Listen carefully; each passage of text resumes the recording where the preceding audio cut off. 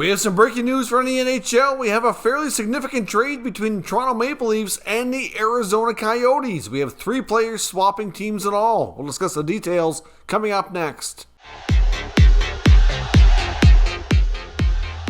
So welcome back to another video here at Top Shelf Hockey. As I mentioned, we have some breaking news from the NHL. We have a trade this evening between the Toronto Maple Leafs and the Arizona Coyotes. Now, the details of this we'll get into here in just a second. Friedman had mentioned earlier tonight on Hockey Night in Canada's 32 Thoughts segment that the Leafs were very much interested in Coyotes defenseman Ilya Lubushkin. So clearly he was onto something and things came together here relatively quick after the game tonight. So there's 3 players in total involved plus a pick. So here are the details. The Toronto Maple Leafs trade Nick Ritchie, of course, who's been currently with their minor league affiliate team. So, of course, Ritchie's making $2.5 million for 1 more year after this year as well. They also send one of 2 options for the Coyotes for draft picks. They either can take a 3rd round pick in 2023 or they can take a 2nd round pick in 2025. So obviously there's an incentive there for the Coyotes to take the pick a little bit later to get it bumped up to a 2nd rounder, but we'll see what they decide to do. And going to the Maple Leafs is defenseman Ilya Lubushkin as well as forward Ryan Dzingel. So of course Lubushkin is an undrafted Russian defenseman, been playing in the NHL for the Coyotes. This is his 4th season, making $1.35 million.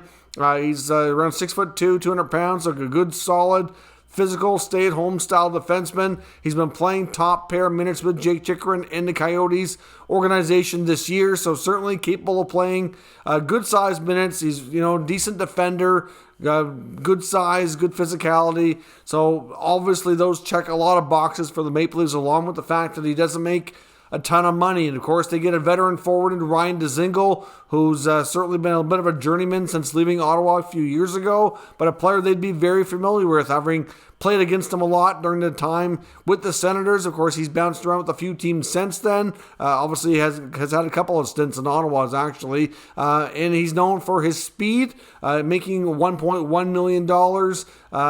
Not a guy who's going to give you a ton of points, but in the past, at least, he has been a guy who's been able to kill some penalties, play middle 6 to bottom 6 type of minutes, and can certainly inject some speed and experience into that lineup in Toronto. It's hard to say exactly where Dzingel fits, but they get themselves a depth forward in Dzingel, and they get themselves a right shot, physical, stay-at-home defenseman, all for just a smidge less amount of money than Nick Ritchie was earning with the Leafs. So they take the Nick Ritchie contract, which was something they were not fond of. Obviously, things did not work out for Ritchie in Toronto. They were able to send him to Arizona, and they get back 2 players who they feel will be more useful in return. Of course, they give up a pick as well, but really, I think that's a pretty good trade by Kyle Dubas in the Toronto Maple Leafs. Of course, for the Coyotes, it helps them a bit too. I mean, they don't have a lot of players under contract for next year, so Ritchie still has a year at $2.5 million, so it's good for them. It's good for Ritchie, who should be able to play more at the NHL level, see if he can get his career back on track. So there's positives that way,